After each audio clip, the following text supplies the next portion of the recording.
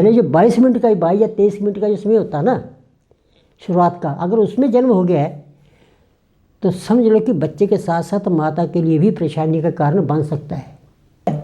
जब उसके अगले 22-23 मिनट का समय ले ले तो धन का और भाई का नुकसान होना पूरी मतलब उसकी यह संभावना है कि धन का या भाई का नुकसान हो सकता है।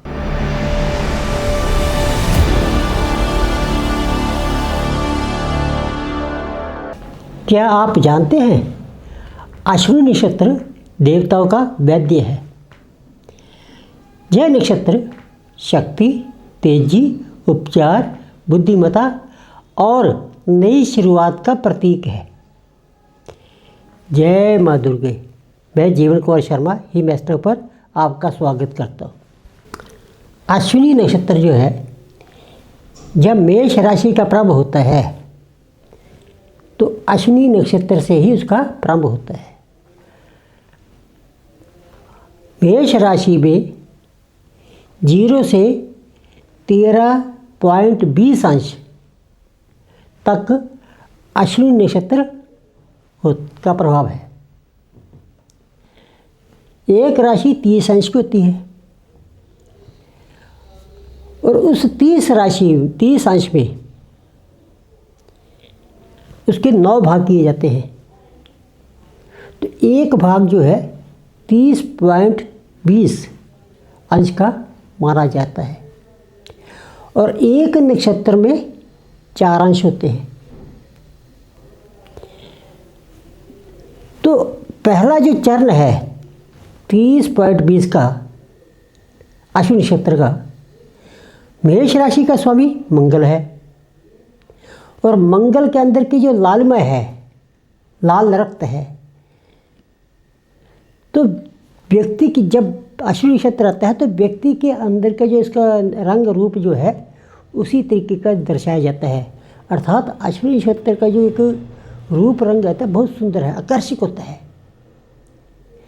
और अश्विनी नक्षत्र का जो स्वामी है केतु है और इसीलिए कहते हैं कि केतु जब अपना फल देता है तो मंगल के समान देता है, क्योंकि वह प्रथम राशि का स्वामी और प्रथम जो नक्षत्र का स्वामी एक होते हैं, तो उसी समान जो है फल दे रहे हैं।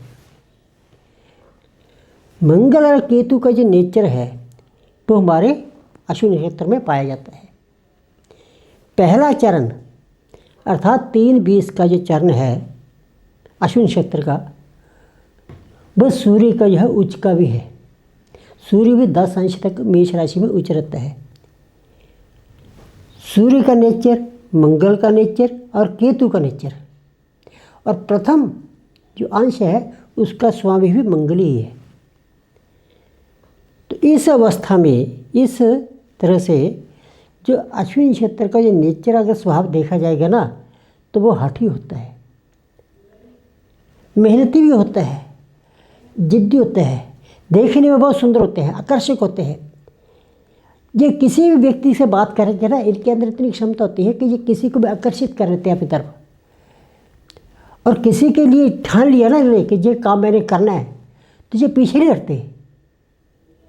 किसी के लिए अपना जान भी देना अगर ये चाहते हैं, अगर किसी के लिए ये जान देने के तैयार हो जाएंगे तो ये पीछे नहीं हटेंगे। परंतु यदि किसी के साथ इन्होंने लड़ाई झगड़ा शुरू कर दिया, किसी से जिदबाजी शुरू कर दी, तो उसको अंत तक खत्म नहीं करते। उससे इतने जिद्दी होते हैं। इनका स्वभाव ऐसा है, काम में बहुत तेज है, ताकत होती है, एनर्जी घोड़े के समान। क्योंकि देखो ऐसा है कि जब हम किसी पावर की बात करते हैं तो हम बात करते हैं हॉर्स पावर की। हॉर्स अर्थात घोड़ा। हम किसी की वैल्यू कर रहे हैं घोड़े से, और वो जो वैल्यू है वो अश्विनी नक्षत्र में है। अश्विनी नक्षत्र का जो पावर है वो अश्विनी के साथ, इसलिए शक्तिशाली कहते हैं। और इसीलिए जो है हम अश्विनी नक्षत्र को जो है इस चीज़ का प्रतीक मानते हैं, शक्ति का प्रतीक मानते हैं, शुरुआत है। और अगर हम इनका जो व्यवसाय की बात करते हैं ना, कि व्यवसाय क्या करेंगे। तो देखो, अगर जिसकी कुंडली में चंद्रमा अश्विनी नक्षत्र में आ जाता है, पहली बात तो ये है कि ये राशि जो होती है हर व्यक्ति की राशि का मान करते हैं। जो नक्षत्र में आता है ना, तो उस नक्षत्र के अनुसार ही उसका जो है दशा चलती है, दशा अंतरदशा मानते हैं। हमारे जो प्राचीन ज्योतिष है उसमें ये कहा गया प्राचार्य ऋषि जी ने कि नक्षत्रों के आधार पर ही उन्होंने दशा का आरंभ किया है। और वही आरंभ जो है, जो बीज है वो केतु है। हम इस चीज़ को आइडेंटिफाई करते हैं कि जब किसी की संतान होती है और जो शुरुआती है, जब गर्भ का धारण होता है तो वो केतु होता है। केतु जो गर्भ धारण करता है।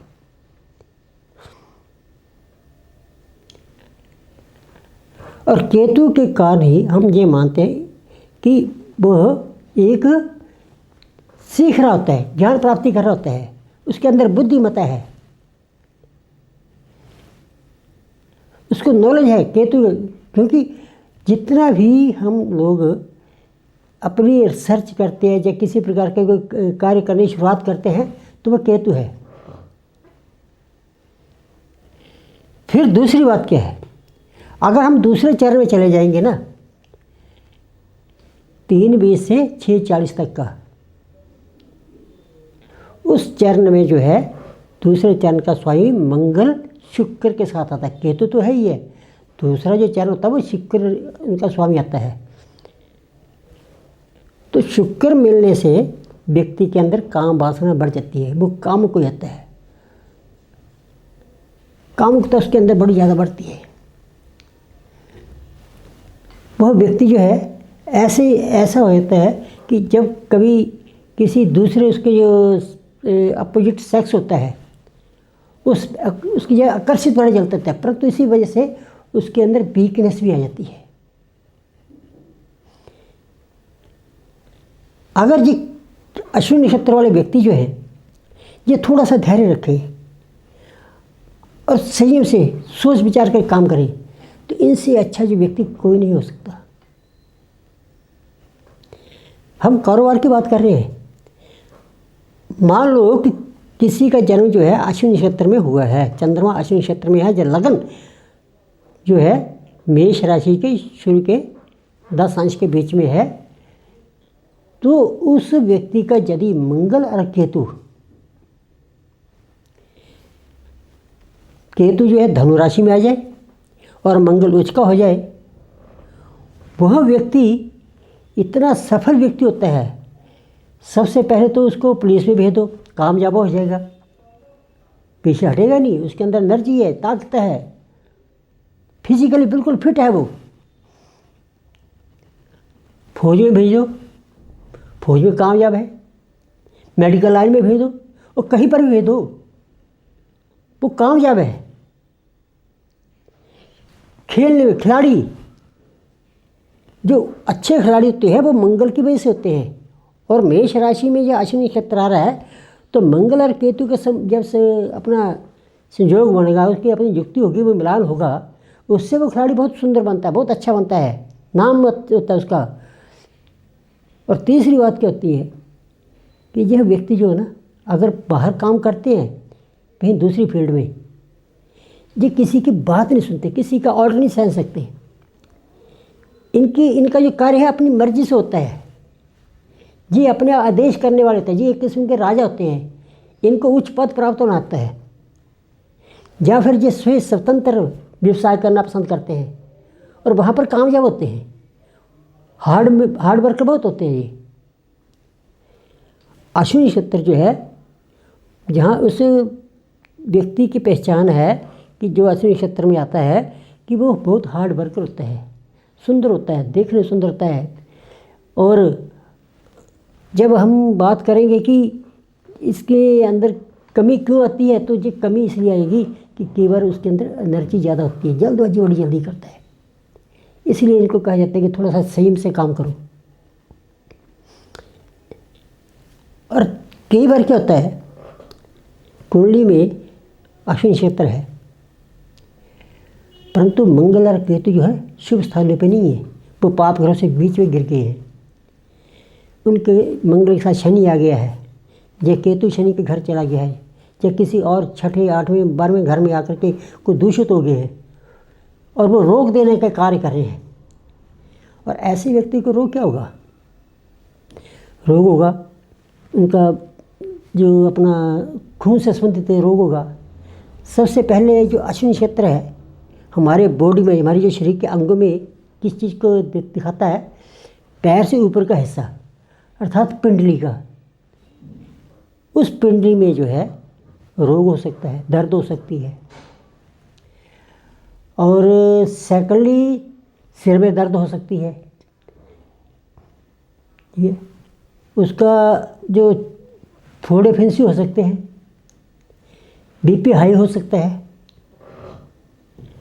और कुछ और जो जैसे चंद्रमा का भी मिलन हो जाए और मंगल और चंद्रमा का मिल जाए तो यह व्यक्ति जो है ना हाइपर बड़े ज़्यादा होते हैं।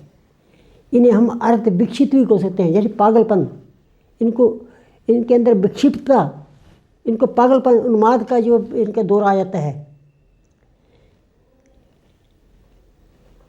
इसलिए जो है जब इसका जो उपचार करना थोड़ा सा मुश्किल होता है, क्योंकि ये स्वयं भी वैद्य होता है। देखो एक चीज़ मैं आपको बताता हूँ, अश्विनी नक्षत्र के जो पशु है ना वो घोड़ा है, और पक्षी अगर देखना ना, पक्षी क्या है? गरुड़ है, भगवान विष्णु का जो सवारी है। और जब गरुड़ जी चलते हैं कितनी तेजी से चलते हैं, ये जो लक्षण है ये अश्विनी नक्षत्र में पाए जाते हैं। तीसरी चीज़ क्या है? अश्विनी नक्षत्र जो है एक पुद होता है कुचला। आप वैसे नाम पर क्या लिखता है, हमने ये कुचला ही पढ़ा हुआ है, उसको हम विष अखरोट जैसा कहते हैं, अखरोट से वैसे होते हैं, अखरोट जैसे लगे होते हैं परंतु तो विषैले होते हैं। तो वो कुचला जो है इसकी अगर इसकी जो दवाई बनती है उसका सेवन ऐसे लोगों पर किया जाए तो जल्दी ठीक हो जाते हैं। फिर एक इनका अगर फूल देखना हो तो फूल जो है इनका केतकी होता है। अश्विनी नक्षत्र की जब भी कोई प्रॉब्लम होगी, या तो आप इन देवताओं की पूजा करेंगे, जैसे अश्विनी कुमार की देवता इनके, या आप इनका जो साइन है ना, जैसे घोड़ा है, अगर किसी बच्चे का जन्म अश्विनी नक्षत्र में हुआ है और वो थोड़ा सुस्त रहता है तो आप उसके घर के पास कोई घोड़े का चित्र लगा दो ना घर में, अपने उसके कमरे के अंदर, या अपने घर के अंदर कोई घोड़ा रख लो, घोड़े के साथ उसका थोड़ा सा साथ में इसको खिलाओ, देखो आसपास थोड़ा उसका रखो घोड़े के पास, तो वह जो बच्चा है एकदम से फुर्तीला हो जाएगा, उसका स्वास्थ्य ठीक हो जाएगा। या फिर कुचला पेड़ है, कुचला पेड़ की जो अगर आप कहीं लग जाए, पता मतलब आपको जानकारी मिल जाए कि ये कुचला पेड़ है, तो उस पेड़ को लगा करके आप उसकी परिक्रमा करेंगे ना, तब भी आपके लिए अच्छा हो जाएगा, दोष खत्म हो जाएगा। एक बात और सबसे महत्वपूर्ण बात कहता हूँ, जब मंगल और केतु 8वें घर में बैठ जाते हैं ना, अश्विनी नक्षत्र हो और मंगल और केतु 8वें घर में बैठ जाए, ये योग सबसे खतरनाक योग है। इस योग में व्यक्ति जो है उसकी दुर्घटना हो जाती है, और दुर्घटना के कारण ही उसकी मृत्यु होने की संभावना ज़्यादा बढ़ती है। ऐसे व्यक्तियों को बार बार ऑपरेशन करवाने पड़ते हैं, उनका स्वास्थ्य ठीक नहीं रहता। कई बार किसी का इलाज करते जाएं, कई हमने देखे हैं कि हमने जी हमारे 4 ऑपरेशन हो गए, हमारे 5 ऑपरेशन हो गए, अभी तक के द्वारा फिर ऑपरेशन होगा, ठीक नहीं हो रहा, ऐसे समस्या आती है, वो इन्हीं व्यक्तियों के लिए आती है। उनका मंगल और केतु अश्विनी नक्षत्र होता है, और मंगल और केतु थोड़ा पाप ग्रह से पीड़ित होता है, उनका जो घर अच्छा नहीं होता है, शुभ नहीं होते, वो शुभ फल नहीं दे रहे होते हैं। उनका शुभ फल प्राप्त करने के लिए आपको जो है सबसे बड़ी चीज़ है, अगर उनको स्वस्थ रूप से बीमारी आ रही है, एक बूटी होती है अपामार्ग। अपामार की जड़ लेकर के लाल कपड़े बांध करके उसे उसकी बाजू में बांधो तो काफ़ी हद तक उसे आराम मिल जाएगा। अब मैं बात करते हैं कि अश्विनी नक्षत्र की एक और विशेषता होती है, बहुत सारे लोग उसके जानते हैं सारे। जब कोई बच्चा पैदा होता है तो हम बात करते हैं गंडमूल की। अश्विनी नक्षत्र भी उन्हीं नक्षत्र में आता है जिनमें गंडमूल आते हैं। और गंडमूल का जो उपाय है कि ये बिना जो है उसका जो है या उसकी जानकारी होना भी जरूरी है, परंतु इसका गंडमूल का जो उपाय भी करना जरूरी है। अब पहले तो ये बात करते हैं कि अश्विनी नक्षत्र को गंडमूल कहाँ पर प्रभावी होता है, कैसे होता है। शास्त्रों में ये कहा गया है कि पूर्ण गंडमूल का जो दोष है कब लगता है, क्योंकि अश्विनी नक्षत्र का जो दोष है संध्या जब दोष में मिलते हैं, अर्थात रात और दिन जब समाप्त होते हैं, दिन समाप्त हो रहता है और रात शुरू होने वाली थी, वह संध्या यह होती है। उस समय किसी बच्चे का जन्म हो रहा हो, क्योंकि वो गंडमूल है, संध्या का गंड है ये, और उसी समय बच्चे का जन्म हो रहा है और उस जन्म में आपका अश्विनी नक्षत्र लग रहा है और उसका जो समय है कि 1.5 घंटे के बीच में अभी लगा है, 1.5 घंटे का बीच के समय आ रहा है, उसमें इसका पैदा हुआ है, तब वह बच्चा जो है सबसे अरिष्टकारी होता है, सबसे जो है परेशानी देने वाला होता है। उस बच्चे का जो बचना जो है ना, पहली कारण तो ये होता है कि उस बच्चे का बचना बहुत मुश्किल होता है। और उसमें भी जो 1.5 घंटे के बीच में भी अगर उसको 4 डिवाइड करते, वैसे तो हम कहते हैं कि अश्विनी नक्षत्र के जो 4 चरण हैं उसमें पहला चरण जो होता है वो पिता के लिए अनिष्टकारी होता है, दूसरा उसका स्वयं के लिए होता है, तीसरा भाई के लिए और चौथा माता के लिए।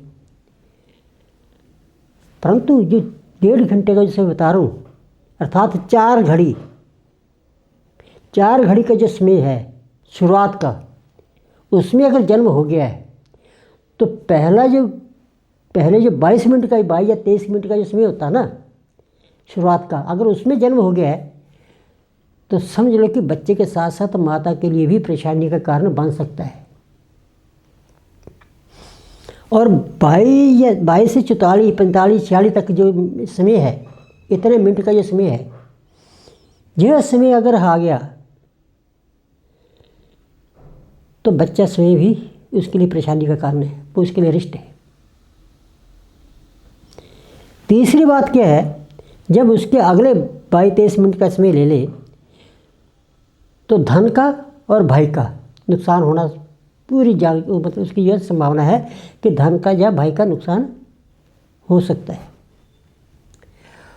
और चौथा जो अंतिम जो चरण है उसका 1.5 घंटे का जो, उसमें अगर वो पैदा हो रहा है तो पिता के लिए अरिष्ट है, नुकसानदायक है। ऐसी मान्यता है, ग्रंथों में ऐसा लिखा गया है कि इसमें अगर कोई बच्चा पैदा होता है, माता के लिए अगर इष्टकारी है या भाई के लिए है या पिता के लिए है, इन्हें जो है देखना, उस समय नहीं देखना, इसको बच्चे को नहीं देखना चाहिए और कोशिश करनी चाहिए कि इन्हें थोड़ा सा अलग रखा जाए अगर जीवित रहेंगे तो, क्योंकि अरिष्ट तो है, वो जीवित रहने की संभावना बहुत कम होती है, परंतु भगवान की इच्छा के आगे क्या मंजूर नहीं है, जीवित रह सकता है। और यह कष्टकारी जो है, अगर ऐसा बच्चा जीवित रहता है, जब कई बार थोड़ा आगे जैसे आपका अश्विनी नक्षत्र लगा हुआ है और उसमें जो है उसका आगे का इसमें ठीक चल पड़ा है, ठीक रहा है, स्वस्थ रहा है, तो 16 साल तक ये कष्टकारी रहता ही रहता है। 16 साल अगर हो जाए तो इससे भाग्यशाली बच्चा भी कोई नहीं होता, जो पूरे परिवार को जो है ना तार देता है। और एक चीज़ और भी है, ये अपने अंदर कौन से गुण विकसित करके पैदा हो रहा है, क्योंकि हम ये जानते हैं कि अश्विनी नक्षत्र के अंदर जो गुस्सा बहुत होता है, हठी बहुत होता है, अगर इसने जो मार्ग अच्छा अपना लिया ना, सही मार्ग पर चल रहा और सही मार्ग काम करना शुरू कर दिया है, तो आपके परिवार में किसी की भी चिंता करने की कोई ज़रूरत नहीं है। ये ऐसा कार्य कर जाएगा कि आपके घर में धन लक्ष्मी सब कुछ भरपूर पैदा कर देगा। आपके घर में जो है, जैसे जो खिलाड़ी बनते हैं ना, छोटी उम्र में खिलाड़ी, जैसे तेंदुलकर जैसे मतलब अच्छे खिलाड़ी बन गए, ऐसा कार्य कर जाएंगे ये दुनिया में इनका नाम होगा। परंतु अगर ये दूसरे कार्यों में लग गए, कहीं गलत कार्यों में, तो उसमें भी इनका नाम ही होगा, ऐसी बात है। परंतु थोड़ा बदनाम होता है, परंतु काम वही करते हैं, क्योंकि इनके अंदर इतनी एनर्जी होती है कि ये किसी काम के पीछे नहीं हटते। और जब करना होता है बहुत ही ज़्यादा इनके अंदर बुद्धि ही बहुत ज़्यादा प्रखर होती है, बहुत तेज बुद्धि होती है। तो ऐसे व्यक्तियों के लिए गंडमूल की जो पूजा करवाते हैं,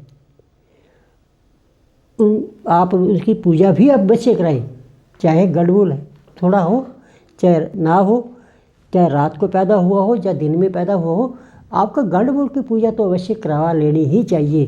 परंतु मैं फिर कह रहा हूँ, संध्या के समय अगर गंडमूल आता है तो अरिष्ट कार्य ज़्यादा है। और उसके बाद का जो अरिष्ट कार्य जो है, जब मान लो सुबह पैदा हो गया और आपका अश्विनी नक्षत्र लगा हुआ है, तो उसमें इतना अरिष्ट कार्य नहीं, इतना मुश्किल नहीं, इसका थोड़ा कम होता है, उसका प्रभाव कम होता है। किसी के लिए भी ऐसा नहीं है कि हम इसको देखना नहीं है, उसकी पूजा करवाना जरूरी है, बाद में करवा सकते हैं। परंतु जिस समय की बात कर रहा हूँ, अगर उस समय का है तो आप कृपया ध्यान दें और उसे पूजा करवा लें, और अच्छे से पंडित जी को लेकर के मंदिर में जा कर के पूजा करवाएं। आपके लिए ये बहुत शुभ रहेगा।